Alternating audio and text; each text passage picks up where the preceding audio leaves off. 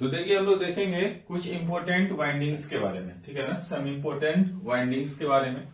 Single layer winding किसको कहेंगे? अगर वाइंडिंग में जो कॉइल आप इस्तेमाल कर रहे हैं वो अगर सिंगल लेयर का हो तो उसको हम लोग कहते हैं कैसा वाइंडिंग? तो सिंगल लेयर वाइंडिंग। वाइंडिंग जिसमें जो स्लॉट्स है उसमें सिर्फ एक कॉइल हो, जो एक स्लॉट्स में कितना कॉइल हो? सिर्फ एक कॉइल हो, तो उसको हम लोग क्या कहेंगे? Single layer winding. It is not widely use, इसका बहुत ज्यादा इस्तेमाल नहीं किया जाता है। नंबर ऑफ स्लॉट्स अगर इसमें निकालना हो तो 2 इंटू कम्यूटेटर सेगमेंट्स करेंगे तो हमको नंबर ऑफ स्लॉट्स पता चल जाएगा। तो सिंगल लेयर वाइंडिंग में number of slots equal to क्या होगा? 2 इंटू कम्यूटेटर सेगमेंट। दूसरा जो पॉइंट है वो ये है डबल लेयर वाइंडिंग। दूसरा पॉइंट क्या है? Double layer winding. अगर मान लीजिए जो हर एक स्लॉट में 2 कॉइल साइड्स हो, कितना साइड्स हो? 2 कॉइल साइड्स हो, तो उसको हम लोग कहेंगे डबल लेयर वाइंडिंग। तो फॉर्मूला वही रहेगा। अब कॉइल स्लॉट्स क्या हो जाएगा? 2 हो जा रहा है, तो ये अगर 2 हो जाएगा तो नंबर ऑफ स्लॉट्स क्या हो जाएगा? Equal to number of commutator segments. ये 2 कट जाएगा, ये वाला 2। अगर नंबर ऑफ स्लॉट्स जो है वो क्या हो जाए? 2 टाइम्स हो जाए, तो कम्यूटेटर सेगमेंट्स को 2 से डिवाइड करेंगे तो ये वाला 2 और ये वाला 2 क्या हो जाएगा? कैंसिल आउट हो जाएगा। देखिए समझिए यहां पर अगर सिंगल लेयर वाइंडिंग है तो इसके लिए हम क्या फॉर्मूला लिख रहे हैं? नंबर ऑफ स्लॉट्स मतलब स्लॉट्स इक्वल टू क्या हो जा रहा है? 2 into commutator segment, 2 into commutator segment. उसी तरीके से अगर डबल लेयर वाइंडिंग है तो इसमें क्या कर रहा है कि अगर every slots contains 2 coil sides, तो हर स्लॉट्स में कितना कॉइल साइड्स है? 2 कॉइल साइड्स है, तो यहां पे क्या हो जाएगा? 2 slots equal to 2 into commutator segment.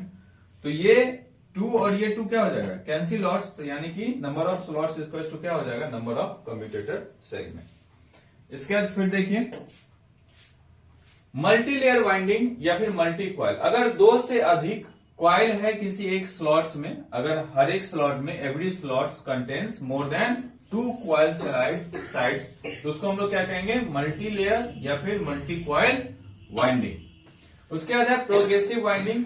अगर coil connected in commutator segment such as back pitch is greater than front pitch, तो उसको हम लोग कैसा वाइंडिंग कहेंगे? Progressive winding. ठीक, अभी ये डायग्राम है, इस डायग्राम को देखिए और समझिए। प्रोग्रेसिव वाइंडिंग किसको कहें?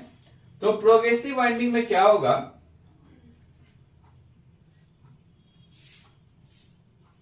कि अगर प्रोग्रेसिव वाइंडिंग में ये डायग्राम हल्का बैक पिच जो है वो बड़ा होगा किससे? फ्रंट पिच से। देखिए इससे पहले अभी हम लोग डिस्कस कर रहे थे बैक पिच, फ्रंट पिच सब के बारे में।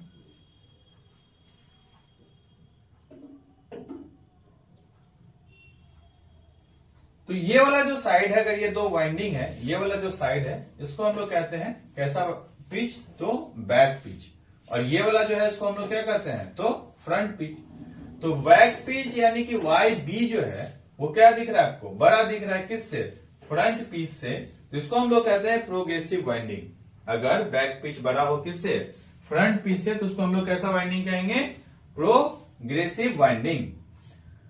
अब इसका क्या खासियत है? तो coil connected in commutator segment such as back pitch is greater than front pitch. दूसरा बात है कि इसका जो डायरेक्शन होगा मूवमेंट का वो टुवर्ड्स फॉरवर्ड क्लॉकवाइज डायरेक्शन होगा मूवमेंट का, वाइंडिंग के मूवमेंट का।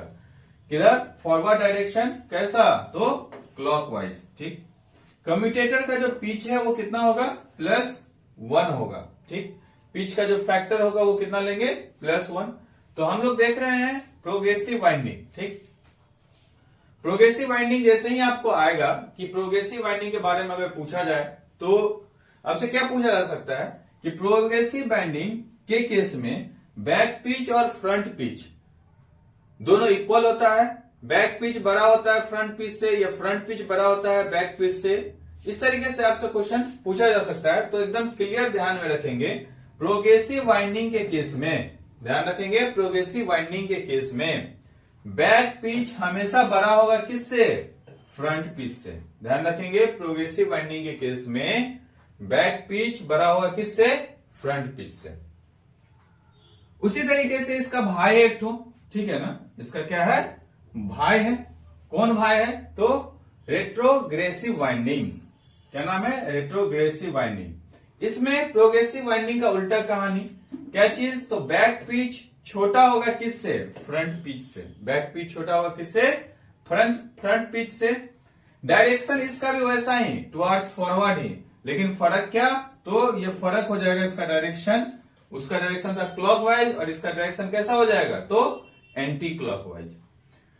तो रेट्रोग्रेसिव वाइंडिंग ध्यान रखेंगे, जो प्रोग्रेसिव वाइंडिंग है उसका उल्टा किस चीज में, तो पिच के केस में, उसमें बैक पिच बड़ा था और फ्रंट पिच छोटा था। इसमें क्या है, बैक पिच छोटा है और फ्रंट पिच क्या है, बड़ा है। आपको फ्रंट पिच पता है, बैक पिच पता है, अभी बताया पिछले वीडियो में, देख सकते हैं आप। डायरेक्शन इसमें टुवर्ड्स फॉरवर्ड और किस डायरेक्शन में, तो एंटी क्लॉकवाइज। इसमें कम्यूटेटर पिच का जो फैक्टर है वो कितना लेंगे भाई, तो -1। कितना लेंगे, -1। क्लियर, आगे देखिए, यह है सिमेट्रिकल वाइंडिंग। सिमेट्रिकल आप समझ रहे हैं कि एक समान, अगर कोई क्वाइल का साइड है या कोई पूरा का पूरा क्वाइल है, ये आपका पोल है, ठीक, तो इसको अगर सेंटर से हम डिवाइड कर दें, ठीक, और कम्यूटेटर सेगमेंट के साथ जहां आप कार्बन ब्रश लगा रहे हैं उसके सेंटर में, और जहां आप कार्बन ब्रश लगा रहे हैं वहां से अगर हम देखें, तो यहां से जब आप देखेंगे, यहां आंख बना दीजिए, मान लीजिए, यहां से आप जब देखिएगा तो क्या होगा, इधर वाला पार्ट और इधर वाला पार्ट दोनों कैसा दिख रहा है हमको, तो दोनों दिख रहा है हमको इक्वल। तो इसलिए इस तरीके की वाइंडिंग को कैसा वाइंडिंग करेंगे, सिमेट्रिकल वाइंडिंग। जो क्वाइल है उस क्वाइल को जब हम कम्यूटेटर सेगमेंट पे जोड़ रहे हैं और जहां कार्बन ब्रश लगा रहे हैं और इस क्वाइल को पोल के क्रॉस अगर डिस्ट्रीब्यूट कर रहे हैं, यानी बांट रहे हैं एक लाइन से, तो दोनों साइड जो है वो इक्वल अगर हो रहा है तो उसको हम लोग कैसा वाइंडिंग कहेंगे, तो सिमेट्रिकल वाइंडिंग कहेंगे। कैसा वाइंडिंग कहेंगे, सिमेट्रिकल वाइंडिंग कहेंगे। उसके बाद क्या है, अनसिमेट्रिकल वाइंडिंग। अगर मान लीजिए हम इस तरीके से डिस्ट्रीब्यूट किए कार्बन ब्रश कम्यूटेटर के अलोंग, पोल से अगर ऐसे खींच के, और देख रहे हैं इधर कुछ है और इधर कुछ है, इधर कॉइल का साइड कुछ है और इधर कॉइल का साइड कुछ है, इधर है ही नहीं कॉइल का साइड, इधर ही दोनों साइड आ रहा है, तो इस तरीके के वाइंडिंग को हम लोग कहेंगे अनसिमेट्रिकल वाइंडिंग। क्या कहेंगे इसको, अनसिमेट्रिकल वाइंडिंग। उसके बाद फिर आपका है कि अगर पूरा का पूरा जो क्वाइल है वाइंडिंग का, वो होल क्वाइल वाइंडिंग या फिर हाफ क्वाइल वाइंडिंग, तो ये दो पार्ट है। होल क्वाइल वाइंडिंग किसको कहेंगे, अगर जो क्वाइल का ग्रुप है पर फेज ये बराबर है नंबर ऑफ पोल्स के, तो उसको हम लोग कहेंगे होल क्वाइल वाइंडिंग। ठीक, क्वाइल का ग्रुप पर फेज अगर बराबर है नंबर ऑफ पोल्स के, तो उसको हम लोग क्या कहेंगे, whole coil winding. Half coil winding किसको कहेंगे, अगर क्वाइल का ग्रुप पर फेज जो है वो क्या है, आधा है नंबर ऑफ पोल्स के, तो उसको हम लोग क्या कहेंगे, उसको हम लोग क्या कहेंगे, तो हाफ क्वाइल वाइंडिंग। देखिए नंबर ऑफ पोल्स यहां देखिए तो कितना पोल है, 1 2 3 और 4 पोल। और क्वाइल का ग्रुप कितना है पर फेज, तो क्वाइल का ग्रुप पर फेज कितना है, 2 है, 2 क्वाइल का ग्रुप है, 2 क्वाइल का ग्रुप है पर फेज, तो 2 और उधर कितना है 4, तो ये एक्चुअली क्या है, इसका इस 4 का क्या है 1/2 है, 4 का आधा 2। ठीक, तो उसको हम लोग क्या कहेंगे, हाफ क्वाइल वाइंडिंग। समझ में आता बात। उसका देखिए कंसंट्रेटेड और डिस्ट्रीब्यूटेड वाइंडिंग। अगर नंबर ऑफ क्वाइल पर पोल फेज 1 है, तो उसको हम लोग कहेंगे इस तरीके के वाइंडिंग को कंसंट्रेटेड वाइंडिंग। कैसा वाइंडिंग कहेंगे, हर फेज में एक ही क्वाइल है, तो उसको हम लोग एक पोल के अनुसार एक फेज में एक ही क्वाइल है, पर फेज के अनुसार एक क्वाइल है, तो उसको हम लोग कहेंगे कंसंट्रेटेड वाइंडिंग।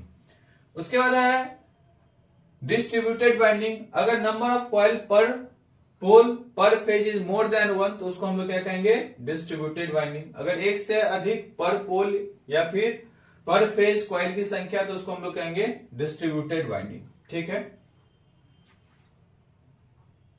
तो हम लोग अभी तक कुछ इंपॉर्टेंट वाइंडिंग्स में अलग अलग तरीके के वाइंडिंग्स के बारे में देखे हैं।